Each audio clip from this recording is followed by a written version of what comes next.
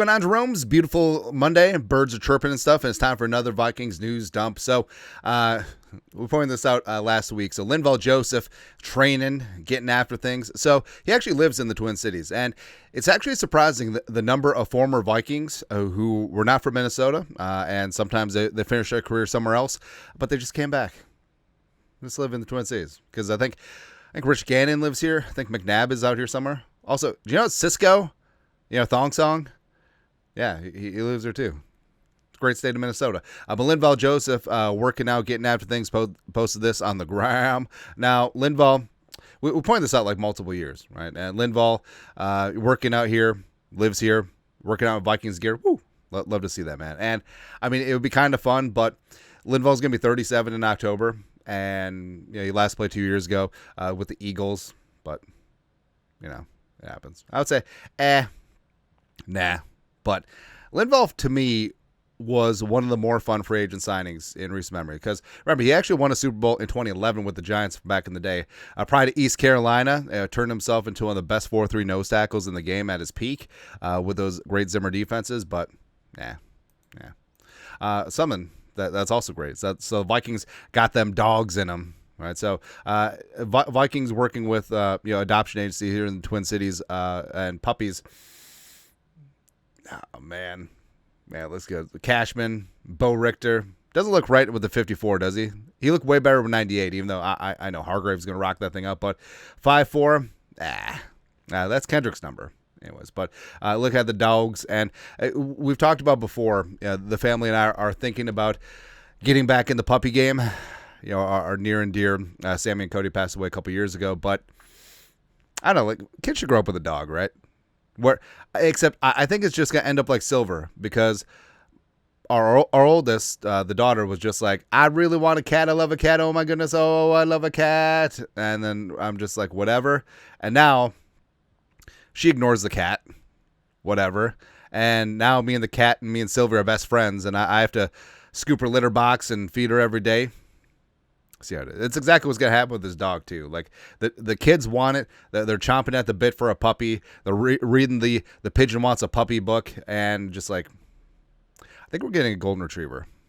Or yellow lab. Don't know. Yeah, but also, oh my gosh. Look at that. Just good. I feel like the Vikings are always synced up very nicely in the community. And just getting exposure for very worthy causes.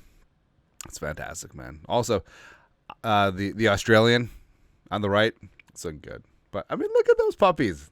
They're amazing. I love it, man. Something I also love is the Minnesota Fine Vikings on the edge, where I'll say this, like Jonathan Grenard and Andrew Van Ginkel both signed up as free agents last year. I mean, that might be one of the best pairings of defensive free agents in NFL history. Both of them made the Pro Bowl as starters, second team All-Pro for AVG, and Grenard got snubbed as well, but 12 sacks for Grenard, 11.5 for AVG, but Grenard third in the league in pressures, and PFF ranked teammates on edge defender rankings, PFF's Ryan Smith. So TJ, Alex Highsmith, and Nick Herbig. I feel like it's unfair that they get 3. And then Will Anderson, Danielle Hunter. And formerly that was Will Anderson and Jonathan Grenard in Anderson's rookie season with the Texans a couple years ago. Well, 2 years ago. But Anderson, Hunter, studs. And I'll always love me some Danielle Hunter, but it was right for them to move on. Oh, they should have gotten a first-round pick from him. Where was the trade? Where was the trade where Kwesi turned down a first-round pick? Didn't happen. But the Vikings got some comp love, or some comp credit at least, and Danielle got to go home, got paid, and playing at a high level. Love to see that. And Grenard coming over in the de facto swappy swap trade, 12 sacks last year, third in the league in pressures. Fantastic. AVG, 11.5 sacks, like we said. Those 2 pick sixes. It's great. They got Burns and Abdul Kader. I still think, like, stylistically, if Diamond Dallas Turner pans out on 90 cents on the dollar of his potential, he's going to be Brian Burns, which is great. Jalen Phillips, Jalen Phillips, Chop Robinson, and Bradley Chubb. Again, why did they get 3? And then Odafe, formerly Jason Oweh, as well as Kyle Van Noy. I've always loved Kyle Van Noy, man. Like, I was sort of irked that there was never any steam between the Vikings and Van Noy. Yeah, he's a veteran. Yeah, he's longer in the tooth. But, crossover with him and Flores with the Patriots as well as the Dolphins. I mean, it just made too much sense. But Yeah. But with Gennard and Van Ginkel, they combined in 2024, 23.5 sacks, tied for first with Batonio in Denver, as well as 134 pressures, first in the league, as well as pressure rate 13.5%, which is really damn good on the edge. And they came in at third as well. So dynamic duo. Also sprinkle in, you got Diamond Dallas Turner. Let's go, man. Speaking of Gennard, so June 27th. Second annual John Gennard Foundation 7-on-7 tournament. 7 to 9 high school teams, Douglas County High School. $10,000 cash prize. Now, is that loud? But also, who cares at the end of it? Like, here's the thing, like, these 7-on-7 teams, these AAU teams, like, you know, all the travel, all the tournament entrance, entry fees, I mean, they cost money, right? And that's kind of fun where, in some ways, I like the 7-on-7 movement because it's greatly amped up passing games, both, and it starts on the bottom. Now we hear because it starts at high school. All of a sudden, it's much more adept. Players are much more experienced in the passing game. High school, that bleeds up to college, that bleeds up to the NFL, and I do think that the NFL is better as a passing league, even though especially like January, February, like you got to be able to run the damn ball.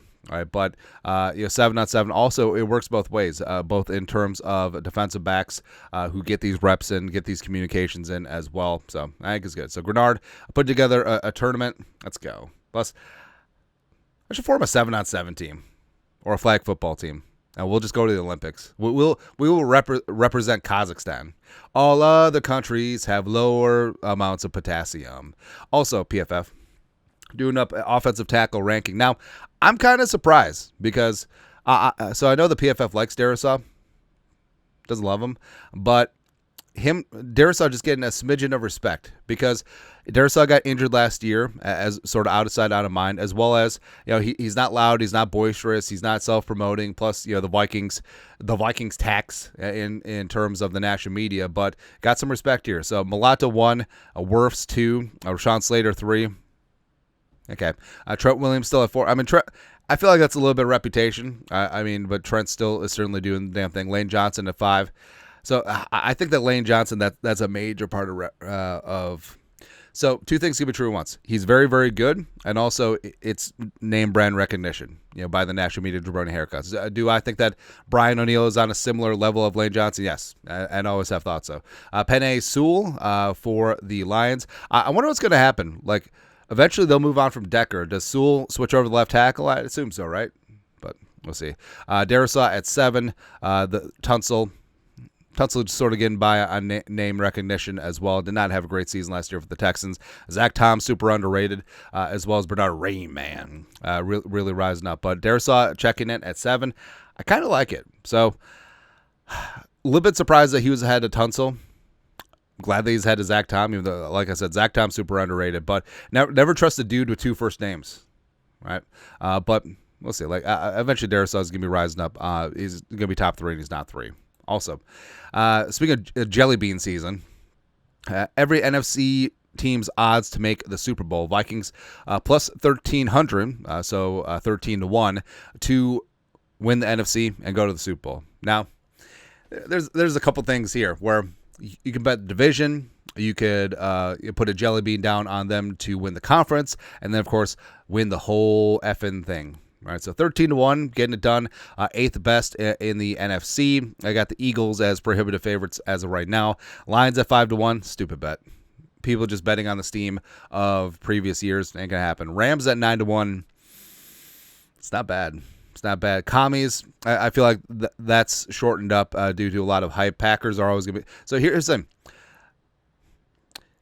The amount of money wagered on these also impacts the price, as opposed to the bookmakers putting out the odds based on what potential chances out there, right? But because so much money gets piled in because of these jabroni Packer fans and jabroni Cowboys fans, that they just lower the odds because they know that they get away with it.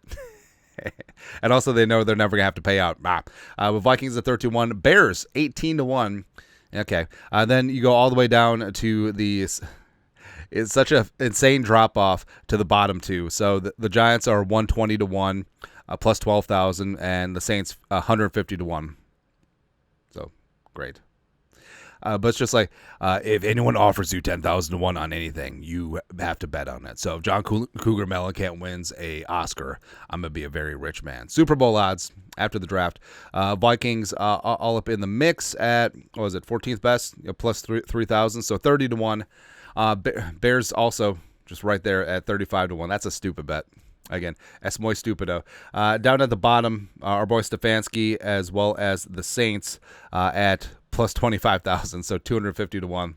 Remember, though, so there was a season where, in 1999, where the Rams, I believe, were like 200 to 1 shot, and that really put a hurting on Vegas. Like, it didn't break Vegas, obviously, but the Rams going on to that Cinderella run, 200 to 1, it paid off. And remember, that was sort of a freak season in that after Trent Green went down, the odds, cratered because the Rams were projected to do pretty good.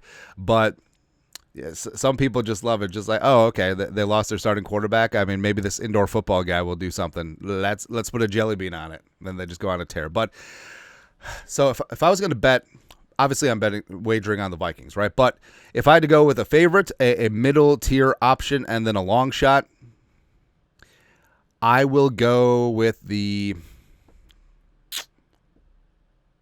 I don't trust the Bills. I just don't. I don't think the Eagles repeat. But then again, they basically ran it back with everyone except for Milton Williams. I also want to go with the Ravens, except they always hurt me. Like, I don't know. I think it's just purple football teams just innately injure my soul. Like East Carolina, Washington as well. Screw me. I guess I'll go with the Bills, 7-1. Sean Jihad McDermott, I guess. Middle odds.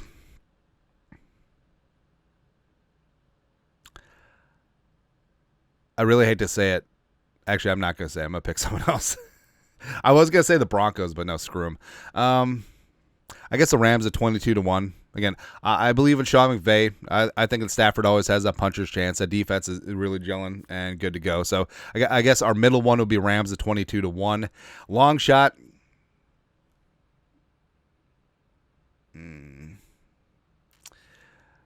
So I know I got poop for predicting that the Raiders would win the AFC West. I'm doing it. Raiders at a plus 12,000, 120 to 1. Because, hey, this is not your dad's Raiders team, right? Because Christian Wilkins, healthy. Max Crosby, healthy. Ashton Genty in that mix. You got Pete. You got Geno Smith. I feel like that's not bad. I mean, obviously they have deficiencies elsewhere, but I feel like Jacoby Myers. But I feel like that's a decent nucleus, and just go from there. Yeah. Also, fancy quarterback range. So Clay projected J.J. McCarthy like outside the top 20, but I'm still taking a swing on McCarthy because there's a couple of quarterback fantasy football factors. Number one, garbage time, because those stats still count the same, as well as rushing ability, right? Because find yourself a quarterback that has both of those, and you could be pretty decent, right? So I actually kind of like Drake May, because it feels like his rushing numbers will provide a decent floor. Also, the Patriots are going to be behind all the time, so he's going to have garbage stats out the wazoo. But he's got Jaden Daniels, I think he had 8 rushing touchdowns last year, 800 or 900 yards rushing, close to. Lamar, of course. Josh Allen, yes. Jalen Hurts. So the top 4 quarterbacks both are great, as well as they provide rushing ability. Although Jalen Hurts is this close to being severely downgraded. Although, if they ban the tush push, I feel like Hurts would be just fine with the quarterback sneak. But jumping Joe Burrow at 5. So what's key about Burrow is like, oh, T. Higgins, Jamar Chase, blah, blah, blah, blah, blah. The Bengals are going to have to win shootouts. Like, it's going to be like 42 to 40 every single week. So Joe Burrow might throw for 6,000 yards, and the Bengals might go 8-9 this year. Mahomes, whatever. Also, Mahomes is not a running quarterback, but people made this joke a lot where he runs 0.1 mile an hour faster than anybody chasing him. Like, he's not elusive. He's not a speed merchant, but he's able to just stay away from, I don't know. Baker's got weapons, man. I mean, the Bucks are good to go. Brock Purdy, and we'll see. Kyler Murray has that rushing floor. Plus, I think him and MHJ will be on the same page this year. Bo Nix, decent rushing, as well as a bit of a system quarterback. So, and all that stuff applies to J.J. McCarthy too. Although the Vikings might not have as much garbage time as these other teams. Not saying, I'm just saying. Vikings also return today, OTA number 4, starting of week number 2. So keep it tuned. We'll talk about stuff and things and stuff. So you guys are the absolute best. Thank you very much for coming along. Enjoy your Monday. Let us know what you think. Comment section. You guys are awesome. You know what it is. Skull Production Value.